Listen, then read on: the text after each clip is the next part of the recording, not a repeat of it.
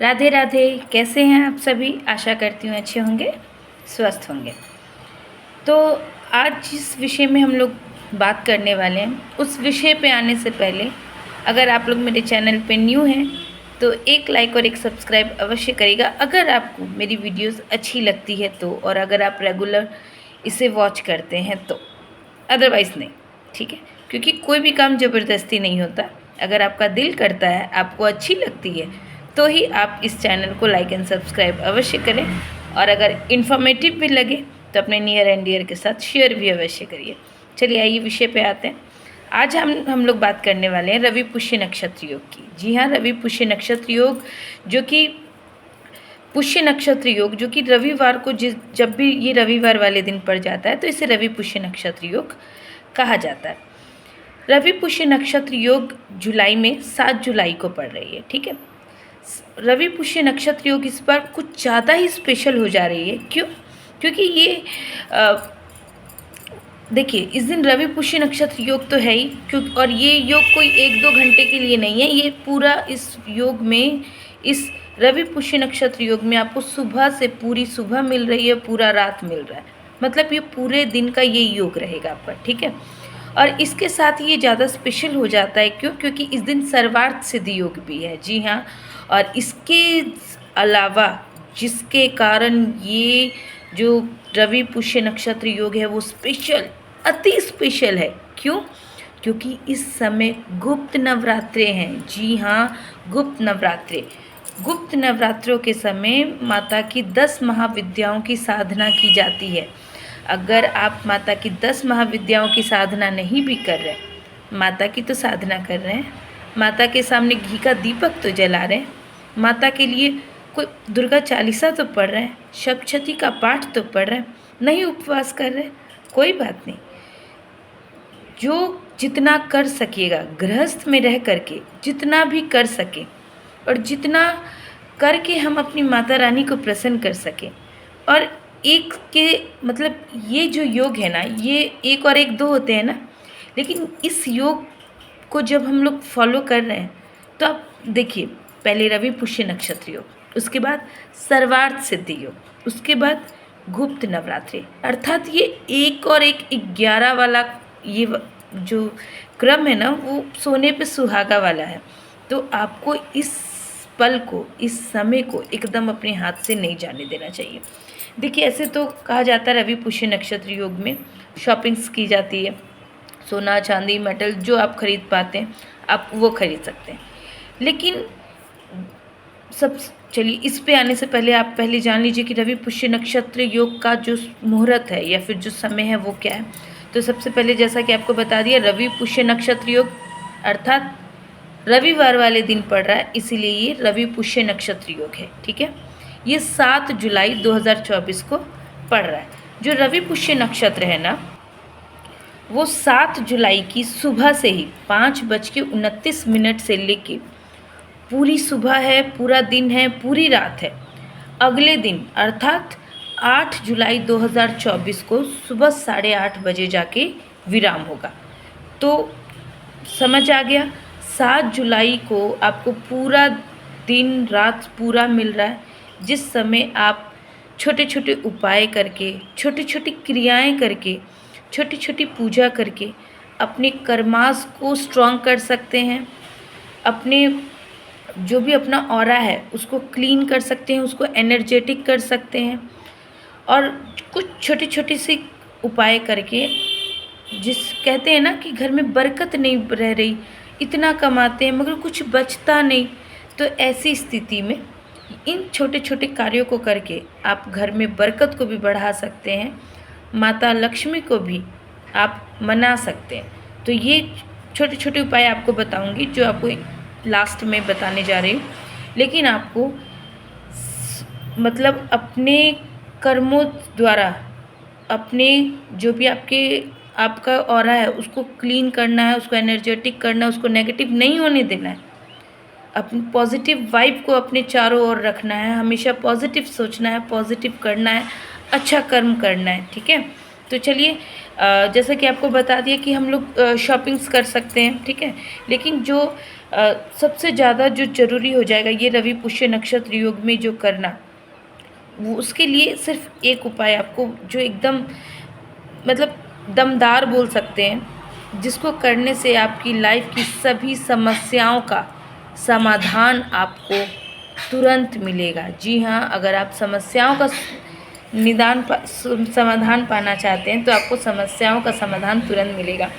इसके पहले एक बात शेयर करना चाहूँगी। एक शॉर्ट्स डाला था जिसमें गिलहरी और आके लड्डू दिया था मैंने खाने के लिए, वो लोग खा रहे थे।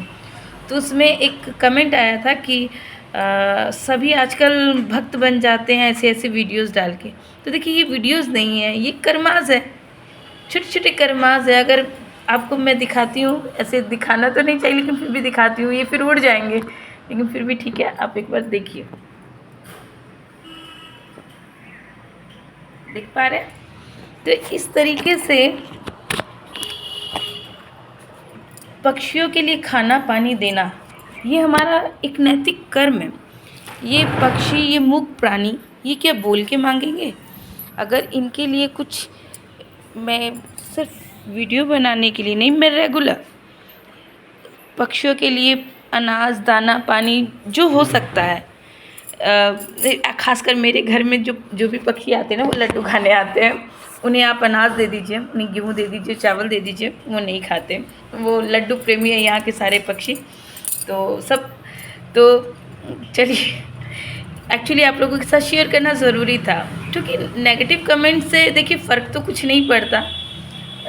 आप लोगों की जैसी थिंकिंग होगी, आपके जैसे विचार होंगे, आप वैसे ही रिप्लाई हमको करेंगे, उसमें कुछ आता जाता नहीं। लेकिन फिर भी अगर मान लीजिए आप ही की बात सही हो और हम वीडियो बनाने के लिए ही ये कर रहे हैं, ठीक है, तो कर तो अच्छा रहे हैं ना, किसी का बुरा तो नहीं हो रहा है। कुछ देखिए, दिखाने के लिए ही सही, कर्मास तो मेरे भी अच्छे हो रहे हैं, है ना, और पक्षियों को भी पेट भर रहा है, उनको भी थोड़ा अनाज पानी मिल जा रहा है, तो किसी का कुछ बुरा तो नहीं हो रहा। लेकिन आप सोचिए, आप जो नेगेटिव कमेंट कर रहे हैं, आप बोल रहे हैं कि मैं दिखाने के लिए कर रही हूँ, इट्स ओके, मैं दिखाने के लिए कर रही हूँ, पर आप क्या दिखाने के लिए भी कर रहे हैं? करना चाहिए। अगर दिखाने के लिए भी सही ना, तो करिए, डायरेक्ट या इनडायरेक्ट, कहते हैं ना, प्रत्यक्ष रूप में या अप्रत्यक्ष रूप में अगर प्रभु के दर्शन हो ही जाए, तो अगर वीडियो बनाने के ही बहाने अगर मुझसे कुछ अच्छे कर्म हो पा रहे हैं, तो इसमें मैं प्रभु का ही धन्यवाद करूँगी कि उन्होंने मुझे ऐसी मति दी, ऐसी गति दी कि शायद इस ट्रैक पे आ पाई, शायद कुछ ऐसे कर्म कर पाई कि इन मुक्त प्राणियों से जुड़ने का एक तरीका बन गया, एक ज़रिया बन गया। चलिए आए वापस आते हैं वीडियो पे। माफ़ कीजिएगा अगर ज़्यादा बोर किया हो, लेकिन आप सोचिए ना, ये नेगेटिव लोग ना, जो देखिए, आप सबसे बड़ी बात, आप जैसे हैं आप सामने वाले बंदे को भी वैसा ही देखते हैं, ठीक है, तो कोशिश करते हैं अगर नेगेटिविटी है भी अंदर में तो उसे इरेज करते हैं ना, थोड़ा पॉजिटिविटी का संचार करते हैं, पॉजिटिव रहते हैं, सबके बारे में पॉजिटिव सोचते हैं, तो देखिएगा आपको जो रिटर्न भी मिलेगा ना, वो भी आपको पॉजिटिविटी ही मिलेगी। तो बस गिव एंड टेक का रिलेशन है, जैसा देंगे वैसा पाएंगे, है ना। तो चलिए आते हैं वापस वीडियो पे। तो रवि पुष्य नक्षत्र योग में कुछ छोटे छोटे से कार्य करके हम अपनी जो भी समस्याएं हैं उनका समाधान बहुत जल्दी पा सकते हैं, क्योंकि इस समय बहुत अच्छा योग है, रवि पुष्य नक्षत्र योग है, सर्वार्थ सिद्ध योग है। मतलब इस योग में जो भी कार्य हम करेंगे वो 100% सक्सेस होगा। तो ये सर्वार्थ सिद्ध योग है। और सबसे अहम बात, माता रानी के दिन चल रहे हैं, तो आपका कार्य, आप जिस कार्य के लिए, जिस मन्नत के लिए, जिस इच्छा के लिए ये उपाय करेंगे, वो कार्य आपका अवश्य होगा। तो आपको करना क्या है, आपको 2 स्क्वायर में आपको पेपर लेना है, ठीक है, कैसे बोल सकते हैं, मतलब स्क्वायर में छोटे छोटे टुकड़े आपको हम करके दिखाते हैं, 1 मिनट। इस तरीके से 2 टुकड़े लेने हैं, ठीक है, ऐसे स्क्वायर, थोड़ा सा यहाँ स्क्वायर कम हो गया, लेकिन आप मैनेज कर लीजिएगा। ये जब विश लिखूंगी उस टाइम ये परफेक्ट रहेगा, क्योंकि जो उपाय मैं आपको बताती हूँ वो उपाय मैं भी करती हूँ, ठीक है। तो ये नहीं कि सिर्फ आपको बताने के लिए, मैं खुद भी उन सबको फॉलो करती आई हूँ और वो 100% इफ़ेक्टिव होते हैं, ठीक है। तो वही चीज़ मैं आप लोगों के साथ शेयर कर रही हूँ। तो इस तरीके के 2 स्क्वायर पेपर्स के टुकड़े ले सकते हैं। एक पेपर पे आप ब्लैक पेन को यूज़ करेंगे और आपके लाइफ में जितनी प्रॉब्लम्स चल रही हैं, ठीक है, कि मेरा लोन ख़त्म नहीं हो रहा है, माफ़ कीजिएगा। तो इस तरीके से आपको जितनी आपकी लाइफ में प्रॉब्लम्स चल रही हैं, ठीक है, कि मेरा कर्जा बहुत हो गया है, मेरा इससे दुश्मनी हो गया है, मैं यहाँ नहीं जा पा रही हूँ, मेरी ये विश पूरी नहीं हो पा रही, इस तरीके से आपको सब कुछ ब्लैक पेन से लिख देना है, ठीक है। और उसके बाद आपको क्या करना है, इस ब्लैक पेन वाले पेपर को आपको जला देना है, अपने गैस के ही बर्नर पे जला देना है और वॉश बेसिन में इसको ड्रेन कर देना है, ठीक है। दूसरा जो पेपर का आपका ये आएगा, पेपर का टुकड़ा, इसमें आपको रेड पेन से अपनी विशेस लिखनी है। जैसे अब विशेस क्या लिखनी है आपको, कि आपकी हो गई, फ्यूचर टेंस में आपको लिख देना है, वो हो ही गई, ठीक है। ये योग ही ऐसा है कि इसमें आपकी हो ही जाएगी। मेरा मकान बन गया, मुझे नौकरी मिल गई, मुझे संतान हो गई। आपको रेड पेन से अपनी विश को इसमें मतलब आपको अपना विश को लिख देना है, ठीक है। उसके बाद इस पेपर को आपको ऐसे फोल्ड कर देना, ठीक है। ये फोल्ड किया, इसको अच्छे से किसी एक प्लास्टिक में आपको, कि ख़राब नहीं हो, ठीक है, आपकी विशेस जो है वो आपकी ख़राब नहीं हो, एक अच्छे से प्लास्टिक में इसको थोड़ा सा लेमिनेट जैसा कर देंगे घर पे ही, ठीक है। और इसे अपनी जो भी आपके भगवान है, जो आपके इष्ट देव है, जिनकी आप पूजा करते हैं, उनके ठीक पीछे आपको इसको रख देना है। और जैसे डेली पूजा करते हैं तो इनडायरेक्ट वे में इसको भी धूप अगरबत्ती सब लग गई और आपकी जो विश होगी वो इन्हेंस होनी शुरू हो जाएगी, वो अपने आप वर्क होनी शुरू हो जाएगी। आपको खुद लगने लगेगा कि जैसे एक के बाद एक आपकी सारी विशेस पूरी होते जा रही है। तो आपको इस सर्वार्थ सिद्ध योग में ये कार्य अवश्य करना है। इससे सब कुछ का आपको सॉल्यूशन मिल गया, आपकी प्रॉब्लम्स भी ख़त्म हो गई और आपके जो भी विशेस है वो भी एकदम कंप्लीट होना स्टार्ट हो गई। तो इस तरीके से भी आप इस सर्वार्थ सिद्ध योग, रवि पुष्य नक्षत्र योग का लाभ उठा सकते हैं, ठीक है।